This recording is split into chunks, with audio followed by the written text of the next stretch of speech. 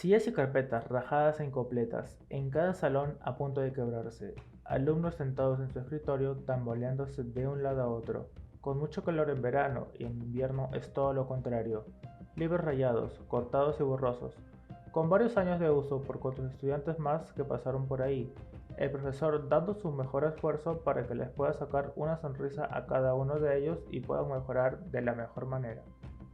Este es el lugar donde muchos estudiantes realizan sus clases diarias, algo que, aunque no parezca, influye mucho en el aprendizaje de un estudiante.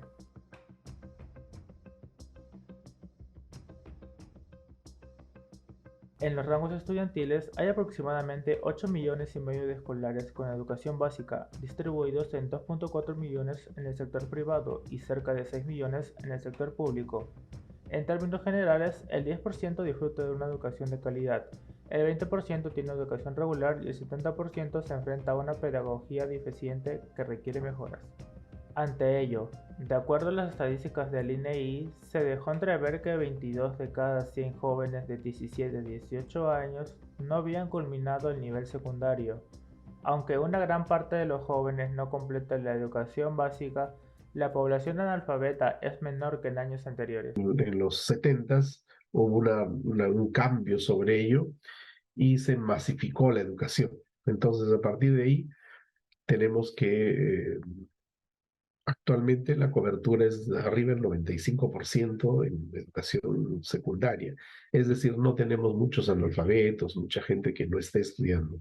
La deserción universitaria no es una excepción, puesto que del 15 al 25% de estudiantes universitarios se retiran de su programa de estudios en el primer año debido a una mala elección de carrera profesional y orientación vocacional. Esto quiere decir que el tiempo estimado de secundaria en el Perú, que son de 5 años, no es suficiente para los estudiantes, puesto que terminan la etapa escolar entre los 16 y 17 años, edad donde la etapa de la adolescencia apenas está terminando.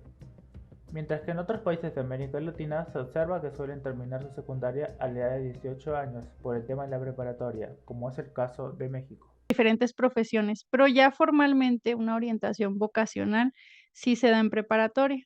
De hecho, así se llama la materia. Bueno, ahorita con los cambios que ha habido, no sé si se siga llamando así, pero es orientación vocacional tal cual. Entonces, es una materia que van llevando en los años de preparatoria y precisamente ven las carreras que existen, se les ponen test a los muchachos para que vayan viendo por dónde, eh, van a irse en el sector laboral. Es importante resaltar que entre el año 2004 a 2019 la tasa de pobreza se redujo de un 54% a 20% a consecuencia de la pandemia. Esto aumentó a 30%. Sin embargo, a causa de la crisis política y malversación, la pobreza monetaria se ubicaría entre un 28,9 y 29,2% de la población en el presente año y para el 2024. Además, la crisis en el sector educativo podría agravarse debido a la actual recesión económica en Perú. Es importante señalar que el presupuesto asignado para el año fiscal 2023 experimentó un aumento significativo del 16,9%, alcanzando los 41.966 millones de soles. Es relevante destacar que la educación básica pública tiene un costo promedio de aproximadamente 500 soles mensuales por El estudiante. sector educación es siempre el sector que más recursos recibe a nivel, digamos, de todo el presupuesto. Es casi un quinto del presupuesto, es muchísimo dinero lo que recibe educación. El presupuesto asignado responde a la necesidad de atender aproximadamente 7 millones de niños diariamente en diversas zonas de Perú. A pesar de esto, el financiamiento que reciben las instituciones educativas no resulta suficiente para cubrir sus necesidades. Anualmente el Ministerio de Educación da dinero dependiendo del tamaño del colegio, puede ser desde 4.000 soles hasta 25.000 soles al director, para que el director mantenga los colegios. Cada colegio público alberga a más de 200 estudiantes, pero la realidad es que el financiamiento mensual que reciben es considerablemente menor a los 100.000 soles. Para ilustrar, si una institución educativa con 200 estudiantes recibe anualmente 25.000 soles del ministerio, esto equivale a aproximadamente 10 soles por estudiante al mes, totalizando cerca de 124 soles por alumno al año. Este presupuesto representa menos de la mitad de los 500 soles mensuales que se estima debería recibir cada estudiante. Es importante mencionar que el número de estudiantes en un colegio público varía significativamente. En primaria, la cifra puede superar los 400 estudiantes, mientras que en secundaria puede llegar a entre 600 y 700 estudiantes. Para el 2023 se planificó en el presupuesto público un incremento de más de 7% en educación. ¿Y eso Digamos es? que ha sido como unos 3.000 millones adicionales, unos 2.000 millones, perdón, de soles adicionales.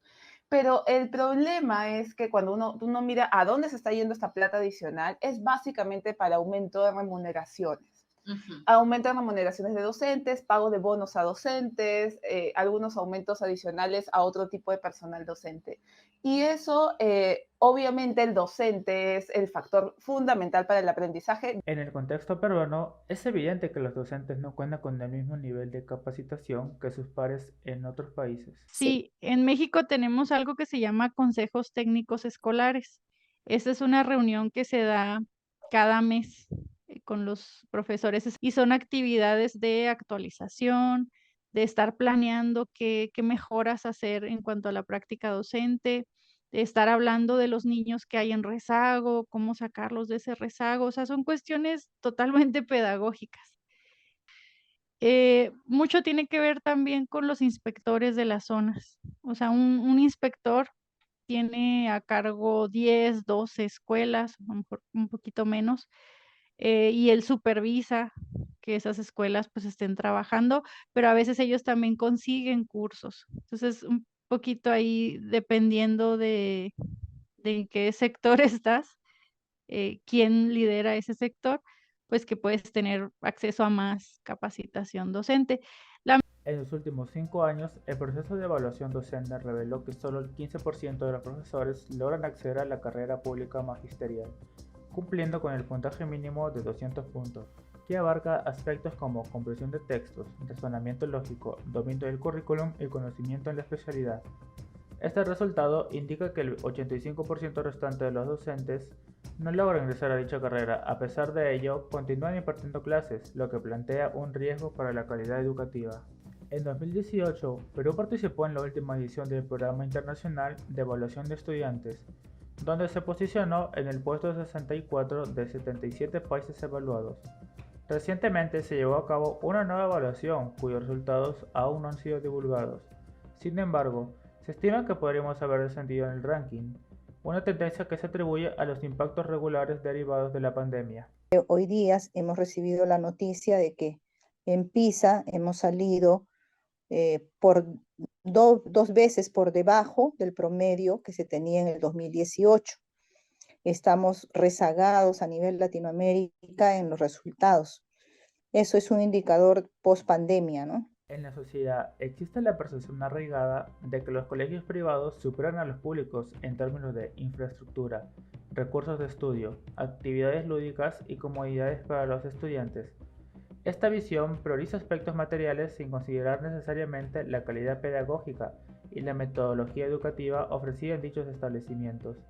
A nivel nacional, aproximadamente el 30% de los estudiantes están matriculados en colegios privados, mientras que el 70% restante opta por la educación pública. En Lima, la distribución es más equitativa, con un 50% de alumnos en colegios públicos y otro 50% en instituciones privadas. De la misma manera, una perspectiva activa sobre la influencia de la infraestructura es en México.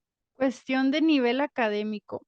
Se piensa, sí es una idea muy generalizada en nuestra población, que las escuelas privadas son mucho mejores que las públicas. Esa es la idea.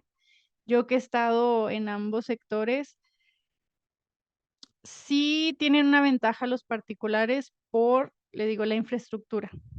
A pesar de las condiciones de algunas públicas, la mayoría, sí en los concursos académicos compiten bastante. La verdad que sí, muchas veces el concurso de conocimiento general en México, que se da en los sextos de primaria y en el último nivel de primaria, último nivel de secundaria, no siempre ganan las particulares, entonces ahí se ve que hay nivel, hay buen nivel en las públicas. El reto que se propone es inmenso, pero el Perú no merece seguir retrocediendo.